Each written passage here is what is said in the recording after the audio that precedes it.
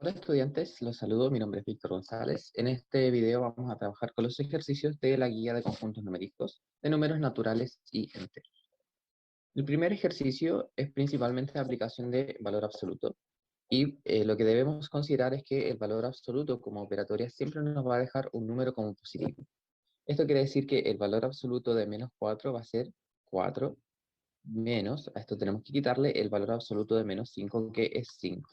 Tenga mucho cuidado en no confundirse el paréntesis con el valor absoluto, ya que si fuese un paréntesis, esto sería un más 5. A eso lo vamos a multiplicar por 2 y a eso le vamos a sumar el valor absoluto de menos 2, que sería 2 positivo. A partir de ahí ya nos olvidamos del concepto de valor absoluto y solamente tenemos que aplicar la prioridad de las operaciones. Primero que todo vamos a resolver la multiplicación que tenemos acá. Por lo tanto, tendríamos 4 menos 10, y a eso tenemos que sumarle 2. Cuando tenemos igualdad de prioridad, en este caso la resta y la suma, tenemos que ir siempre de izquierda a derecha. Por lo tanto, vamos a resolver esto primero y finalmente le vamos a sumar 2 a esta resta. Si restamos 4 menos 10, el resultado de eso es menos 6. Y menos 6 más 2 tenemos como resultado el menos 4. Por lo tanto, nuestra alternativa B sería la correcta. En el ejercicio siguiente tenemos, si A es un número natural, se puede determinar que A es un número impar, sí. Y tenemos dos condiciones. La primera, que A al cuadrado es un número impar, y la dos, que 3 factor de A más 1 es un número par. Para esto vamos a tener lo siguiente en consideración. Si nosotros tenemos un número par y lo multiplicamos por un número par, el resultado también va a ser par. La única forma de que el resultado de una multiplicación sea impar es que ambos factores sean impares. Bien. En el caso que multipliquemos cualquier elemento, sea par o impar, por un número par, el resultado va a seguir siendo par. Tengamos esto súper en consideración. ¿Por qué? Porque vamos a tomar en cuenta que A, como es un número natural, tiene que ser o par o impar, no tiene otra opción. Por lo tanto, si nosotros consideramos que A es par, entonces va a tener la forma 2 por un t. Un t es un número cualquiera, natural. Esto quiere decir que a al cuadrado va a corresponder a 2t y todo eso al cuadrado, el cual sería 4t al cuadrado. Y como estamos multiplicando el 4 por un número al cuadrado, ese 4 va a hacer que toda esta expresión sea par. Bien, entonces, si a fuese par, entonces su cuadrado también va a ser par. Y en el caso de que a es impar, vamos a tener que es de la forma 2t menos 1. Recuerde que es el antecesor de un par.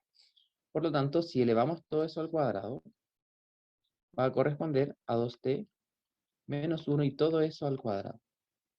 Esto va a implicar que si hacemos el cuadrado de un binomio, vamos a tener 4t al cuadrado menos 2 veces 2t, bien, menos más 1. Ahí está. Por lo tanto, vamos a quedar con 4t al cuadrado menos 4t más 1. Y a partir de ahí podemos sacar una factorización, que sería 2 factor de 2t al cuadrado menos 2t, y todo eso más 1. ¿Qué quiere decir esto? Esta expresión, si esto lo consideramos un número cualquiera, n, va a tener la forma de un número impar. Por lo tanto, si a al cuadrado es impar, significa que el valor inicial era impar. Por lo tanto, a partir de esta expresión podemos decir que es verdadera. Para la 2, para la 1, para la 2 vamos a considerar lo siguiente. Como el 3 es un número impar que multiplica a un número para que sea par, sí o sí esta expresión debe ser par. Porque la única forma de que un número impar multiplicado por otra cosa sea par es que esa otra cosa, en este caso el a más 1, sea un número par.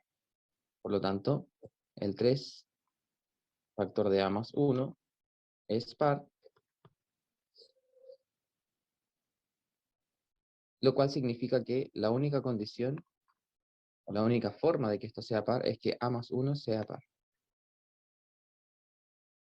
Y bueno, si A más 1 es par, entonces A más 1 es de la forma 2t, porque es par. Sin embargo, A va a ser a 2t menos 1. Y esta expresión es impar, porque es el antecesor de un número par. Por lo tanto, en ambas condiciones llegamos a que el valor de A sería un número impar. Esto implica que cada una por sí sola es condición suficiente para decir que A es un número impar. El siguiente ejercicio nos dice, en una fiesta de cumpleaños, María es la encargada de repartir 750 dulces entre los 27 niños que asistirán, con la condición de que no sobre ni falte ningún dulce. ¿En cuál de las siguientes situaciones María no podrá cumplir con la condición dada? Entonces lo que vamos a hacer acá es ponernos en cada supuesto y determinar si es que al momento de hacer esta división, porque tenemos que repartir, el resto de esto es 0 o la división es justa. A partir de ahí dice, asisten 3 niños más al cumpleaños. Esto quiere decir que los 750 dulces que tenemos disponibles lo vamos a dividir entre no 27, porque están asistiendo 3 más, sino que entre 30. Y si hacemos la división, el resultado de esto sería 25. Por lo tanto, esta expresión es exacta. No sobra ningún dulce, tampoco falta.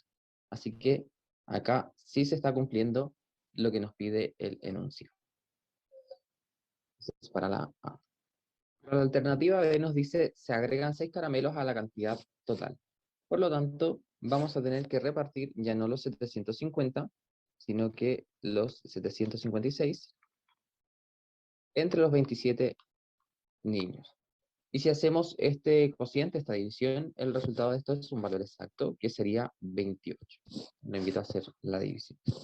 Para la C, que vamos a poner acá arriba, 2 niños no asisten al cumpleaños. Esto quiere decir que los 750 ya no se van a repartir entre los 27, sino que se van a repartir entre 25. 22, 25. Veamos, el 25 cabe 3 veces en el 75, nos sobran 0. Y hacemos la división, nos da 30. No nos sobra ninguno ni nos falta. Por lo tanto, también, como en la B y en la C, tampoco corresponde a una división en donde sobre ni falta algún caramelo. Por lo tanto, va a ser la B por un tema de descarte, sin embargo, la vamos a analizar de todas maneras. Si se quitan 27 caramelos a la cantidad total de dulces, vamos a tener 750 menos 27 caramelos.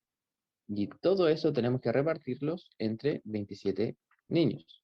Pero los 750 dividido en 27 nos va a dar 723.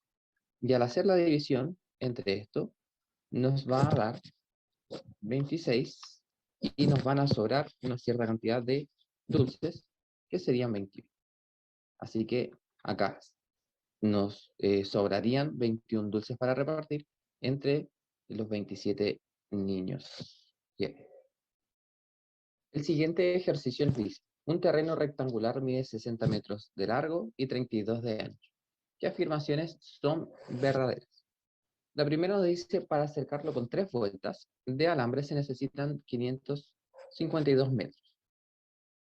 En la 2 nos dice que vendiendo el metro cuadrado a 1.800 pesos, se van a obtener 3.456.000 pesos. Y la última nos dice, al cruzarlo caminando en diagonal se recorren 68 kilómetros. Vamos a dibujar este rectángulo para entender un poquito mejor lo que debemos hacer. Tenemos 60 metros de largo y 32 metros de ancho. Por lo tanto, necesitamos cercarlo con 3 vueltas de alambre. Así que vamos a rodearlo 3 veces. Por lo tanto, nuestro perímetro, que va a corresponder a 60 más 32 y todo eso por 2, es decir, el contorno de nuestro rectángulo va a ser lo que tenemos acá, nos va a dar 92 por 2, lo cual son 184 metros. Es decir, para dar una vuelta con alambre necesitamos 184 metros. Pero ojo que tenemos que darlo 3 vueltas, así que lo vamos a multiplicar por 3 vueltas.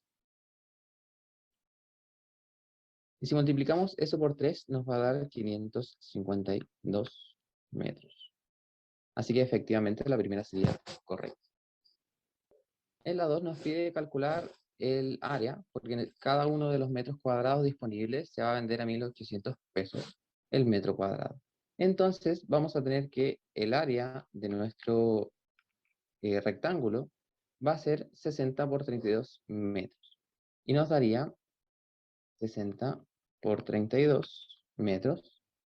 Vamos a tener 192 y le agregamos el 0. 1920 metros cuadrados. Y ojo que cada uno de los metros cuadrados se están vendiendo a 1.800 pesos, así que lo que vamos a generar va a corresponder a los 1920 metros cuadrados multiplicado por el valor de cada uno de ellos, que sería 1.800 pesos. Si hacemos esta multiplicación, efectivamente vamos a poder juntar 3.456.000 pesos. Así que la 2 sería verdadera también. No se parece. Y finalmente, nos dice, al cruzarlo caminando en diagonal se recorren 68 metros. Y para esto necesitamos aplicar el teorema de Pitágoras, porque tenemos que sacar la diagonal, en donde tenemos el cateto 1 que vale 60, cateto 2 que vale 32, y la diagonal sería nuestra hipotenusa. Tendríamos algo más o menos así. Esto vale 60 metros, esto vale 32, y esta sería la hipotenusa o la diagonal. Entonces, para calcular la diagonal al cuadrado, vamos a tener que es 32 al cuadrado más 60 al cuadrado. Entonces, la hipotenusa al cuadrado va a ser 32 al cuadrado, que son 1024. Y a eso tenemos que sumarle 60 al cuadrado, que son 3600. Bien, y ojo que si hacemos la suma entre estos dos valores, obtenemos 4624. Ya este valor tenemos que calcular su raíz cuadrada para poder sacar la diagonal. Es decir, la raíz cuadrada de 4624 y efectivamente nos va a dar 61. Así que las tres afirmaciones serían correctas, por lo tanto la alternativa D sería la correcta. Para el siguiente ejercicio nos dice un paquete de 24 rollos de papel higiénico de 50 metros cada uno cuesta 7.440 pesos. ¿Cuál de las siguientes expresiones representa el valor de un metro de dicho papel en pesos? Y lo que vamos a hacer ahora es determinar cuánto es la cantidad de metros totales que tenemos y hacer la relación con respecto al precio. Y notemos que para calcular la cantidad total de metros que nosotros tenemos en todos los rollos, tenemos que multiplicar los 24 por 50 metros. Es decir, que esta es la cantidad total de metros que tenemos en todos los rollos. Y eso le corresponde a los 7.440 pesos. Y a partir de ahí vamos a determinar un rollo va a corresponder a un precio que estamos buscando. Y tenemos una regla de 3, por lo tanto vamos a multiplicar de manera cruzada. La cantidad de metros o sea, la cantidad de dinero que vale un metro va a corresponder a la multiplicación cruzada de los 7.440, bien, por 1, y todo eso va a estar dividido en el valor que multiplicaba x, que sería 24 por 50. Sabemos que multiplicar por 1 no hace nada, por lo tanto no es necesario anotarlo, y podríamos encontrar perfectamente nuestra expresión en la alternativa C, que es un ejercicio bastante corto, pero tiene su nivel de complejidad relativamente alto. El siguiente ejercicio nos dice que x es un número entero y al mismo tiempo es un número más pequeño que menos 5. Así que sí o sí x es un número negativo. ¿Cuál de las siguientes expresiones esos son más pequeñas que 1, menor que 1? En el primer ejercicio vamos a tener que vamos a multiplicar el menos 4 por un número negativo. Y consideremos que si multiplicamos dos números negativos, el resultado de esto tiene que ser sí o sí positivo. Recuerde que por regla de los signos tenemos que dos números negativos multiplicados entre sí va a dar un número positivo. Así que sí o sí el resultado tiene que ser mayor que 1. ¿Bien? En el peor de los casos, como el número más pequeño que podría tomar esta expresión sería 24 positivo, porque x es más pequeño que menos 5. Así que puedes partir desde el menos 6, ahí hacia abajo. Así que la primera alternativa, la primera afirmación es falsa, no es menor que 1. Para la 2, vamos a considerar lo siguiente. Sabemos que x es más pequeño que menos 5, y a esta expresión, para convertirla en x más 3 o 3 más x, vamos a sumarle 3 a ambos lados de la inecuación. En este caso nos daría 3 más x o x más 3, que sería lo mismo, más pequeño que menos 5 más 3. Y al mismo tiempo podemos operar acá al lado derecho y obtenemos que 3 más x es más pequeño que menos 2. Por lo tanto, fíjese, esta expresión es más pequeña que el menos 2, que al mismo tiempo sabemos que es más pequeña que 1. Por lo tanto, esta afirmación es cierta.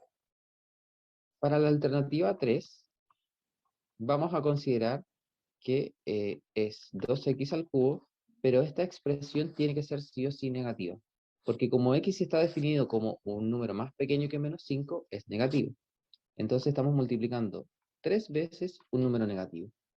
Si multiplicamos 3 veces un número negativo, las dos primeras nos va a dar positivo, y ese resultado tenemos que multiplicarlo por un número negativo. Por lo tanto, va a ser negativo. Si es negativo y lo multiplicamos por 2, el resultado va a seguir siendo negativo.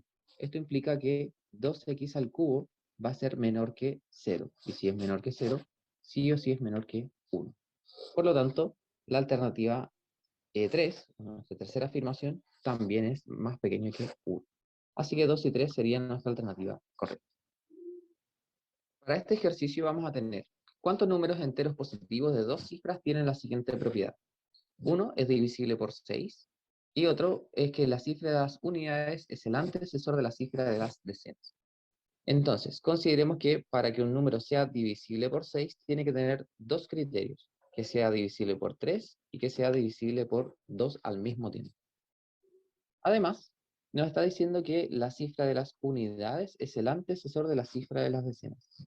Por lo tanto, nos servirían números del tipo 87, por ejemplo, en donde las unidades es el antecesor de las cifras de las decenas. Así que nos limita bastante a cuáles son las opciones que tenemos disponibles. Pero además, si se da cuenta, para el criterio del 2 tiene que tener una cifra par en las unidades, porque si no, no se cumple. Así que considerando esta condición y además que sea divisible por 2, vamos a tener los siguientes candidatos. Primero tendríamos el 98, porque la cifra de las unidades es antecesor de la cifra de las decenas y además es par. Después el 87 no nos cumple porque el 7 sería par. Por lo tanto vamos a pasar al 76. Después del 76 vamos a ir al 54. Después vamos a ir al 32 y finalmente al 10. Estos son todos los valores que su cifra de las unidades sea el antecesor de las decenas y al mismo tiempo que sean par, para cumplir con el criterio del 2. Así que todos estos números son divisibles por 2 y además cumplen con esta condición. Sin embargo, tenemos que considerar que además tenga que cumplir la condición del 3. Y la condición del 3 nos dice que si sumamos nuestras cifras, el resultado nos tiene que dar un múltiplo de 3. Así que en este caso, el 10 tendríamos 1 más 0, que sería 1, no es múltiplo de 3, por lo tanto lo descartamos. El 32 tendríamos 3 más 2, que es 5, no es múltiplo de 3, por lo tanto lo descartamos. El 54 por su parte, si lo sumamos, el resultado sería 9, y el 9 sí es múltiplo de 3, así que el 54 cumple con todas las condiciones. El 76, si sumamos sus cifras, tenemos 7 más 6 son 13, no es múltiplo de 3, por lo tanto lo descartamos. Y finalmente el 98, si sumamos el 9 más 8 nos da 17, y el 17 tampoco cumple con esa propiedad. Así que todos los números desde el 10 en adelante hasta el 99 que cumplen con todas estas propiedades sería el 54. Así que solamente hay un número que es el que acabamos de encontrar. Alternativa.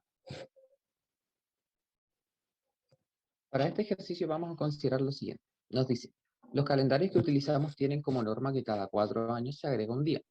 Ese año es llamado bisiesto. Si el año 1924 fue bisiesto, ¿cuántos años bisiestos hubo entre los años 1922 y 2022.